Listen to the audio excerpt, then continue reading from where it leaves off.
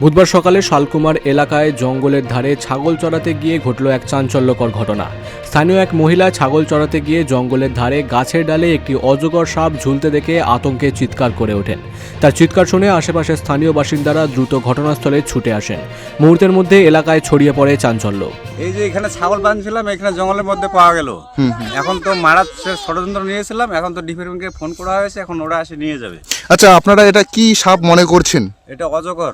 অজগর সাপ মনে করছেন? হ্যাঁ, অজগরই, এটা ফরেস্টেরই জঙ্গলের সাপ, বড় ধরনের সাপ। বন দপ্তরকে খবর দেওয়া হয়েছে? হ্যাঁ, হয়েছে। বন দপ্তরের দল কি আসতেছে? আসতেছে। আচ্ছা, আপনার নাম এবং পরিচয়? আমার নাম হচ্ছে অনিল, টাইটেল হচ্ছে খেড়িয়া। এখানে আমাদের বাড়ি, উপাশে এই জঙ্গলের মধ্যে ধরা পড়েছে।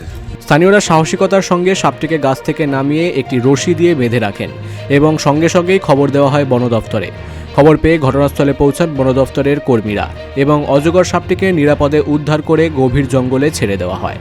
Bureau report, big news Bangla.